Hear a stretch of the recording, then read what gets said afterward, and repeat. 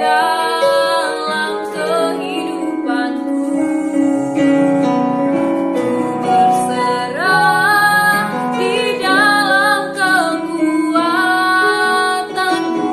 hanya Kau segalanya bagiku. Ku percaya janji-Mu ajaib, terukir dalam kehidupanku. Ku berserah di dalam kekuatanmu. Ku percaya.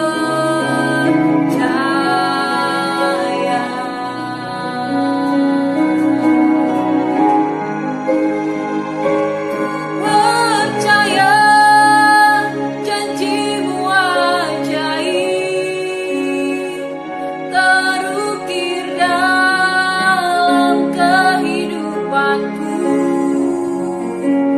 Ku berserah di dalam kekuatanmu, hanya Kau segalanya bagiku. Ku percaya janji-Mu ajaib, terukir dalam kehidupanku. Ku berserah di dalam kekuatanmu. Ku percaya. Ku berserah di dalam kekuatanmu. Ku percaya.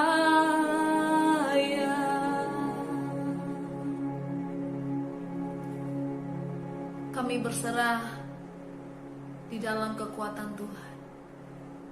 Dan saat ini Tuhan Yesus, kami juga berdoa untuk pemilu yang diadakan hari ini, biar damai Allah melingkupi sampai ke pelosok bangsa ini. Tuhan Yesus, terima kasih untuk anugerah Tuhan yang besar atas setiap kami. Terima kasih Tuhan Yesus, Engkau menganugerahkan kami kesehatan, Engkau menganugerahkan bagi kami kebaikan-kebaikan. Tuhan, terima kasih Tuhan Yesus. Saat ini kami siapkan hati kami untuk mendengarkan renungan firman-Mu. Berbicaralah atas setiap kami, karena kami sudah siap. Di dalam nama Yesus, haleluya, amin. Shalom Bapak Ibu Saudara-saudari sekalian. Kita bersyukur kepada Tuhan atas kesehatan, kekuatan, dan kesempatan yang Ia berikan kepada kita, sehingga kita bisa berjumpa lagi dalam persekutuan dengan Tuhan melalui renungan hari ini. Untuk melaksanakan renungan hari ini, kita membaca Ibrani 11 ayat 24 sampai 25 terlebih dahulu demikian. Karena iman, maka Musa setelah dewasa menolak disebut sebagai anak putri Firaun, karena ia lebih suka menderita sengsara dengan umat Allah daripada untuk sementara menikmati kesenangan dari dosa. Yang menjadi judul renungan kita pada saat ini ialah iman menuntun kepada jalan kebenaran. Apa yang dimaksud dengan iman? Menurut Ibrani 11 ayat 1 bahwa iman adalah dasar dari segala sesuatu yang kita harapkan dan bukti dari segala sesuatu yang tidak kita lihat. Berdasarkan konten ayat ini, terdapat dua hal yang sangat penting dipahami terlebih dahulu, yakni yang pertama, iman adalah dasar dari segala sesuatu yang kita harapkan. Manusia tidak mungkin dipisahkan dari harapan-harapannya. Harapan itu seperti motor penggerak yang begitu kuat untuk melakukan sesuatu dalam menggapainya. Di mana letak kekuatan harapan tersebut? Kekuatan setiap harapan terletak di atas iman. Sebagai contoh, Abraham begitu beriman atau percaya bahwa yang dijanjikan Allah kepadanya akan menjadi kenyataan. Hal inilah yang mendorong Abraham untuk mengambil keputusan untuk keluar dari rumah orang tuanya, keluar dari kaumnya, keluar dari komunitasnya, dan berani meninggalkan keyakinannya yang lama untuk percaya kepada Tuhan. Tidak hanya sebatas percaya saja, tetapi bertindak untuk melaksanakan panggilan Tuhan. Itu yang pertama. Yang kedua, bukti dari segala sesuatu yang tidak kita lihat. Orang yang beriman kepada Allah akan mampu melihat secara nyata dengan mata imannya sesuatu yang belum kasat mata secara jasmani. Telah terbentuk dalam hati dan pikirannya terlebih dahulu. Yang diharapkan telah terbentuk terlebih dahulu dalam hati. Hal inilah yang akan lebih menggairahkan seseorang untuk melakukan sesuatu dalam mewujudkannya. Sesuatu yang telah terbentuk dalam hati dan pikiran terlebih dahulu akan berlanjut untuk menyatakannya, baik terhadap hal-hal yang menguntungkan dan menggembirakan, atau dalam menghadapi penderitaan yang dapat menyengsarakan kehidupan. Itulah yang dimaksud dengan dasar dan bukti iman. Inti paparan di atas hendak menyampaikan dua sisi iman. Pertama, iman mendorong kita untuk melakukan sesuatu untuk menghasilkan hal-hal yang menguntungkan dan menggembirakan kehidupan. Menjadikan iman untuk memperoleh kesembuhan atau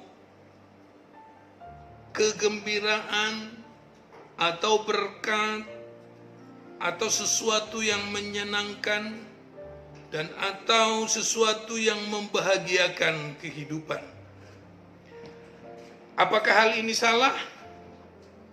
Tentu saja tidak. Nuh adalah salah satu contoh tentang hal ini. Nuh percaya sepenuhnya kepada Tuhan dan firman-Nya. Tuhan berfirman kepada Nuh untuk membuat perahu yang besar. Nuh mendengarkan firman Tuhan dan melakukannya. Ia beriman kepada apa yang disampaikan Tuhan. Ia mengajak anggota keluarganya untuk membangun perahu dimaksud. Setelah bahtera tersebut selesai, Allah menyuruh mereka masuk ke dalamnya. Kemudian Perahu tersebut mengapung di atas permukaan air yang begitu dalam, sementara semua manusia lainnya mati karena tenggelam pada air bah yang begitu luas. Kedua, iman sering mendorong seseorang untuk menjalani kehidupan walaupun dilingkupi oleh penderitaan. Contohnya adalah Musa. Putri Firaun telah melaksanakan kesepakatan dengan ibu yang melahirkannya untuk menjadikan Musa sebagai anak angkatnya. Sejak kecil Musa telah berada di istana, hidup di istana, menjalani pendidikan pada sekolah yang dikelola oleh istana. Musa telah mempelajari ilmu pemerintahan. Setelah dewasa, Musa lebih terdorong meninggalkan istana. Ia lebih memilih untuk ikut menderita sebagai pekerja paksa bersama bangsanya. Lebih memilih untuk menyediakan dirinya dalam menjalani kehidupan secara sederhana, atau menjadi orang susah dan atau menderita adalah termasuk karena iman. Inilah keutamaan kehidupan ketika Musa lebih memilih untuk menderita. Itu pun karena iman. Iman yang didasarkan pada Tuhan dan firman-Nya akan membimbing setiap orang untuk berjalan dalam kebenaran. Orang berdosa tidak memiliki kemampuan olah pikir, olah hati, dan olah rasa yang benar jika tidak percaya sebagai Tuhan sebagai pusat alam semesta. Manusia tidak dapat melakukan tindakan penyelamatan diri dalam kegelapan dosa dengan upayanya sendiri. Usaha manusia berdosa tidak akan dapat menggapai Tuhan yang Maha Suci dengan kekuatan sendiri. Orang yang telah berlumuran dosa tidak dapat memasuki tahta Tuhan yang Maha Kudus tanpa bantuan pihak manapun. Manusia berdosa tidak dapat menemukan jalan Tuhan dengan usahanya sendiri. Hanya dengan beriman kepada Tuhan yang Maha Pencipta, yang Maha Kuasa, Maha Adil, dan Maha Benar, serta Maha Kasih, yang dapat membimbing seseorang pada jalan kebenaran. Inilah inti pengajaran yang dikehendaki Tuhan melalui dipanggilnya Abraham. Hal ini dapat dilihat dalam Kejadian 15 ayat yang ke-6. Demikian, lalu percayalah Abraham kepada Tuhan, maka Tuhan memperhitungkan hal itu kepadanya sebagai kebenaran. Kepercayaan Abraham kepada Tuhan yang membenarkannya. Mengapa kepercayaan Abraham menjadi hal mendasar untuk membenarkan Abraham? Karena konteks Abraham untuk percaya kepada Tuhan begitu sulit. Di mana kesulitan Abraham untuk percaya kepada Tuhan? Karena harus meninggalkan orang tuanya, karena harus meninggalkan keluarganya, karena harus meninggalkan kaumnya, dan harus meninggalkan bangsanya, ke tempat yang belum ia ketahui sebelumnya. Hal paling esensi yakni harus meninggalkan keyakinannya yang lama, yang berbasis pagan saat itu. Keyakinan Abraham akan Allah inilah yang menuntunnya kepada jalan kebenaran. Dengan demikian, setiap orang yang ingin berpikir, berkehendak, merasa, dan bertindak dalam kebenaran, hendaknya mendasarkan keyakinannya, imannya, kepercayaannya kepada jalan Tuhan dan firman-Nya sepenuh hati. Dengan percaya kepada Tuhan dan firman-Nya, akan menemukan jalan kebenaran. Seperti tertulis di dalam Yohanes 14 ayat yang ke-6, kata Yesus kepadanya, "Akulah jalan dan kebenaran dan hidup. Tidak seorang pun yang sampai kepada Bapa kalau tidak melalui Yesus Kristus." Marilah kita meyakinkan dan mempercayai Tuhan dengan segenap hati, walaupun di tengah tantangan zaman yang semakin tidak pasti ini, tetapi tetaplah percaya kepada Tuhan, maka Ia akan menuntun kita ke jalan kebenarannya. Amin. Untuk renungan pada hari ini, berbahagialah setiap orang yang mendengar firman Tuhan dan melakukannya dalam kehidupannya sehari-hari, karena merekalah yang punya kerajaan surga.